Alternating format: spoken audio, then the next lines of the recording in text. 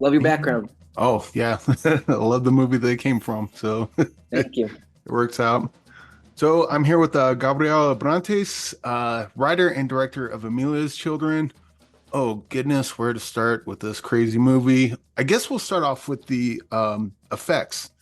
And this is a horror movie, so effects aren't, kind of part and parcel to horror, but there's some really great kind of hidden effects in here. One of them being Amelia is a older because you have younger Amelia and then you have older Amelia, but Amelia's got she's older. She's got like the plastic surgery, so it looks fake, but it looks realistically fake as bad plastic surgery does.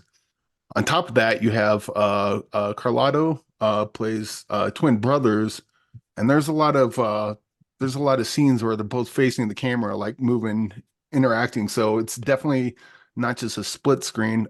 What can you tell me about all the effects used in this? Because a lot of them are quite hidden. They don't jump right out at you. It's not until Yeah. you watch it and you're like, oh wait, they're doing something there. That's kind of cool. Yeah, I really love effects, and I use effects in a lot of my films, whether shorts or Diamantino, my first feature.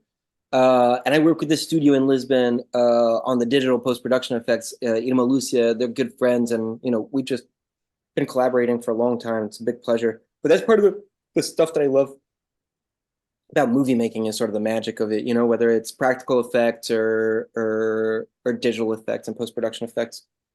Mm.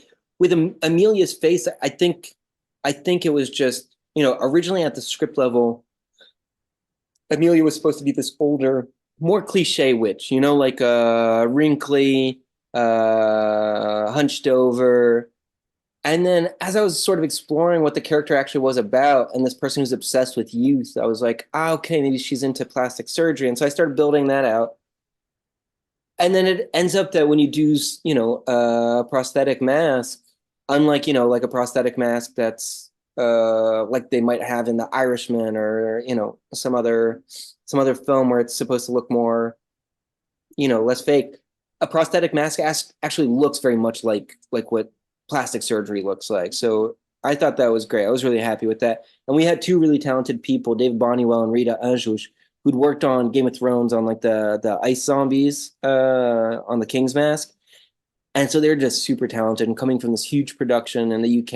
And we were just lucky to have them in Portugal. And it sort of synced up with our project and they worked on it and did a beautiful job. And then in terms of the twins, it was a huge challenge. I think that was a mistake for such a, for a smaller film like this one. It ate a lot of time because we're shooting all these scenes twice with Carlotto. But I took some cues from this TV show on HBO with Mark Ruffalo where he plays twins, and I read up on it, and they shot with 6 months difference in between one twin and the other. They're repeating the scenes, but to give the time for Mark Ruffalo to get a little heavier to distinguish the two twins. And I thought that was so cool. And when I was looking at the posters, like the twins are overlapping the two Mark Ruffalos. And I'm like, I started looking at the clips and I'm like, they're crossing paths so many times. And I was like, oh, they're using green screen. That's why subconsciously you really buy these twins. It's like they're not split screen. And so I made a rule for myself at the beginning of the film. It's like, let's do the twin thing. But in every scene that the twins are in, they either need to like interact physically in some way, like hug or high five or whatever, or it needs to be green screen and they'll cross paths in front of one another. And that touch that you would do with, a body double or a stunt double, like a hug, we'll sort of sell it to you subconsciously. There's two people. And if you use the green screen and you have them cross in front of each other, that'll also subconsciously really sell the fact that they're like two different people. And what went into I guess the decision to because with Carlotto, he plays twins. You got one actor playing twins, and you have two actors playing the same woman of different ages. Seems like it should be the other way around. What went Yeah. into that decision? So no, we were really open with the idea of Amelia. Like we thought that like it could be just one actor, a young actor, and then with prosthetics to look older, or older, and then we'd use like AI face app technology to like de-age the actress. And we did this casting where we sent out like a casting call to like every casting agency in Portugal, and we're like, send us, actors from like 20 to 80. It really didn't matter to us, which is really cool. It's really unusual. Usually you're looking for somebody a very specific age. and we just got it was just wonderful to get all these tapes. It's during COVID, so people are sending their casting tapes digitally, like it wasn't, in-person casting. And we just got, so many tapes of like all these talented people of all different ages. And then we sort of, I don't know, we just came to these two Amelias and it just seemed right. And so we stuck with that. You wrote and directed this. Are there anything that maybe during the writing in this you cut out before you started shooting, or maybe you shot certain things that just didn't make it into the movie? And like, what can you speak of? Or was this just like I know the budget, I'm writing exactly what I need, and that's exactly what we're gonna shoot. I tried to be pretty, savvy with like knowing the budget and like keeping it pretty realistic. But when I did this film with Margarita, who's my partner, and it's just like we put everything into the film, and it's a small film, so a lot of things invariably go wrong, and you have to adjust. Whether like a set doesn't work or an actor gets sick, and since you're on a smaller production, you have, you know, a more difficult time maybe responding to those things. And so in a lot of cases, we had to respond with rewrites or something. And I think in the end, that made a stronger movie. But yeah, I'm a big fan of rewrites. And then in the edit, we're really trying to do the balance of like the humor and the creepiness. So we're cutting some scenes out during the edit to try to have the right balance of those two moods. Because sometimes it can get too goofy and too silly, or sometimes it can lose a bit of that touch that gives it its original flavor of campiness. I mean, nothing wrong with goofiness and campiness, but yeah, it probably wouldn't work for the tone you're going for this.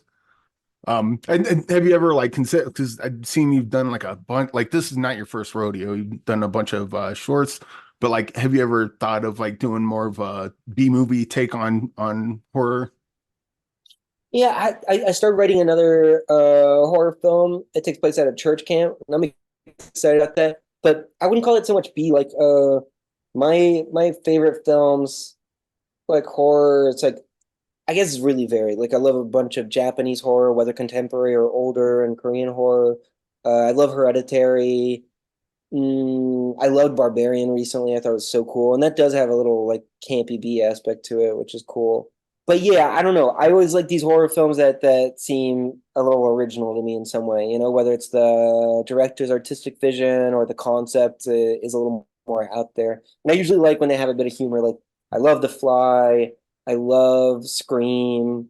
Even The Shining, I find to be hilarious. Like when Jack's like huffing and puffing.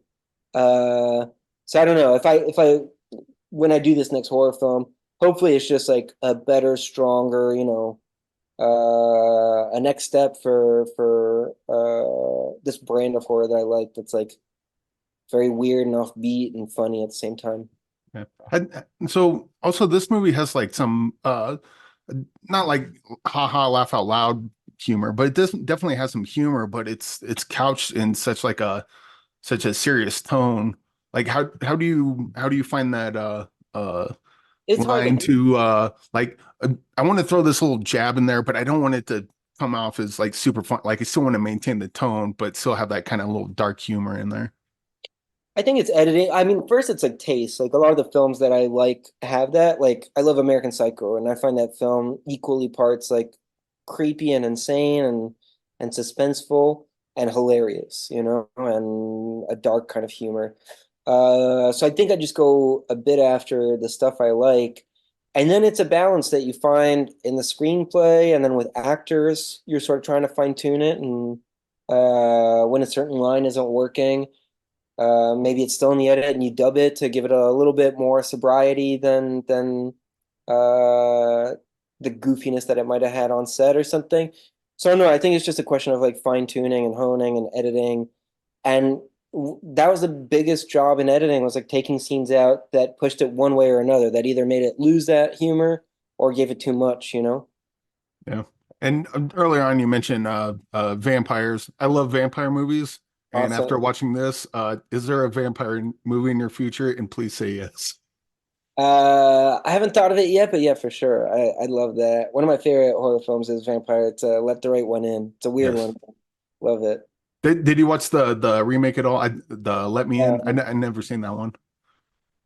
I also haven't. Oh, okay. Well, we do have a what's in the box segment, and we have a bunch of movies in a box, and every week we pull one out and watch it for the following week. But we have people put movies into the box. These are movies that you really like, maybe a movie that's personal to you, or maybe a movie that you think is way too underseen and you think more people should talk about it. What's a movie you would like to put into the box? I just watched a film that I'd never seen. I guess there's two that I loved. Wailing, this Korean horror film. You know what I'm talking about? I've heard of it. I've not seen it, so It's so that's awesome. a great pick right there.